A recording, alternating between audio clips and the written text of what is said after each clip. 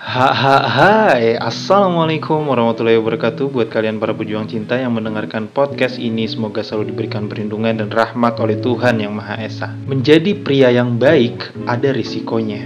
Menjadi pria yang jahat juga ada risikonya. Sama halnya menjadi pria yang berkualitas, pasti ada risikonya. Yang namanya berkualitas kan berarti kualitasnya itu bagus. Meminimalisir minus yang ada, itu berkualitas. Atau meminimalisir kekurangan yang ada. Menjadi pria yang berkualitas ya kita semua tahu lah ya, gak semudah yang kita omongin sekarang.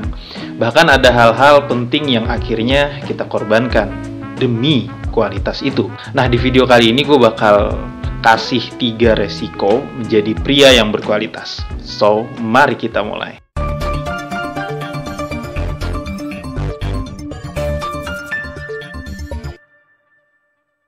Resiko pertama ketika lu memutuskan untuk menjadi pria yang berkualitas adalah kehilangan temen, bro. Hal yang menyedihkan pertama yang bakal lu lalui adalah lu bakal kehilangan temen dulu. Kenapa ini bisa terjadi? Ini terjadi karena ketika lu memutuskan untuk menjadi pria yang berkualitas, maka lu akan menghindari atau menghilangkan lingkungan dan pergaulan yang toksik, ya, yang bertentangan dengan tujuan lu. Nah, ketika lo melakukan itu, maka terjadi perubahan radikal dalam diri lo. Perubahan yang membuat temen-temen lo tuh akhirnya mikir lo itu aneh. Lo itu udah gak asik lagi. Lo itu udah gak bisa diajak nongkrong lagi. Bahkan yang lebih parah, lo bakal dianggap gak nyambung. Tentu yang gue omongin adalah teman-teman yang menghambat tujuan lu untuk menjadi pria yang berkualitas. Dan itu pasti ada. Pasti ada teman-teman yang akhirnya menjauhi lu atau menghindari lu hanya karena lu berubah atau mencoba untuk menjadi pria yang berkualitas. Dan ini sangat wajar, bro, ya. Lu bakal dianggap orang yang aneh ketika lu mengutarakan impian lu. Lu bakal dianggap ribet. Yang parahnya lagi, lu bakal dibilang halu segala macam. Bahkan ada juga yang bilang lu itu munafik lah, orang gila lah. Tapi lu tenang aja, Einstein juga pernah digituin, dianggap orang gila, dianggap orang aneh. Terus siapa lagi tuh? Namanya Steve Jobs juga pernah digituin. Ya, tapi mereka pada akhirnya mampu membuktikan gitu loh.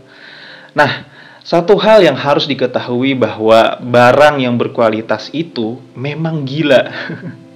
Barang yang berkualitas memang kebanyakan aneh. Tapi lu harus paham itu adalah proses menuju pria yang berkualitas atau pria yang sukses. Nah, ketika lu udah berada di puncak, orang-orang yang gak lu kenal juga tiba-tiba pengen temenan sama lu. Tiba-tiba dia datang, brother, apa kabar? Padahal lu gak kenal sama dia, atau lu udah gak inget lagi sama dia gitu kan. Nah, itu resiko pertama ketika lu memutuskan untuk menjadi pria yang berkualitas. Resiko yang kedua adalah lu bakal dianggap gagal. Ini udah pasti terjadi. Lu bakal mengalami di mana teman-teman lu, dalam beberapa kasus bahkan sahabat-sahabat lu, dan bahkan keluarga lu sendiri akan menganggap lu gak bakal berhasil. Lu bakal gagal, impian lu ketinggian, lu kebanyakan halu gitu. Diketawain ya. Karena apa? Karena ini wajar. Karena dalam proses itu, lu masih belum bisa ngebuktiin apa-apa. Wajar mereka nganggap lu halu. Tapi ketika lu udah bisa ngebuktiin bahwa lu bisa ngelakuin itu, stigma itu pasti akan berubah.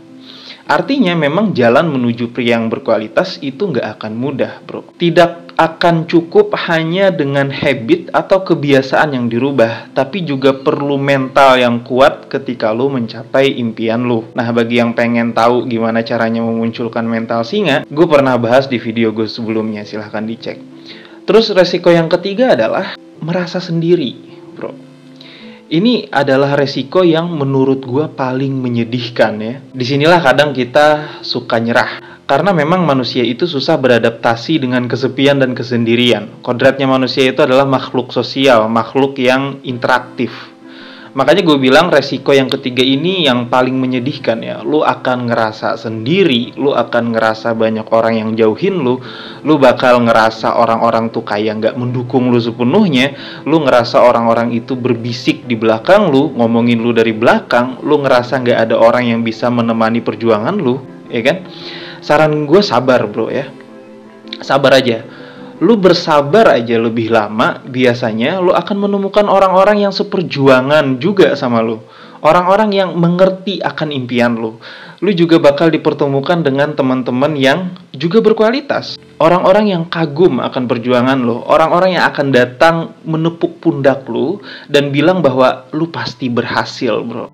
Dan biasanya yang ngomong kayak gitu adalah orang-orang yang udah sukses duluan dibanding lu. Gue kira sampai sini paham ya maksud gue. Kesimpulannya adalah teman-teman yang akan menghilang dari hidup lu adalah teman-teman yang toksik yang memang hanya menjadi racun dalam hidup lu. Bukan berarti lu harus membenci mereka, tapi lu cuman harus menghindari mereka atau mereka bisa menghindar dengan sendirinya. Terus yang kedua, siapapun yang menganggap lu gagal, percayalah tanpa mereka sadari, mereka udah iri sama lu karena mereka nggak berani ngambil keputusan besar dan impian besar seperti yang lu lakuin. Dan yang terakhir, lu ngerasa sendirian itu lebih bagus. Karena lu lebih fokus di situ untuk mengejar impian lu. Memang seperti itulah polanya untuk menuju kesuksesan. Kesendirian akan memancing potensi besar dalam hidup lu. Jadi intinya, nikmatin aja prosesnya. Quotes dalam video kali ini adalah, segala sesuatu yang menonjol akan menjadi pusat perhatian. Dan ketika itu terjadi akan ada dua persepsi. Orang-orang akan benci dengan yang menonjol itu, atau mereka akan kagum melihat yang menonjol itu. Semangat para pejuang cinta, tidak ada unsur provokasi dan merendahkan gender tertentu. Semua narasi dan statement dalam video ini bersifat substansial dan kondisional. Semoga bermanfaat dan jangan lupa bahagia.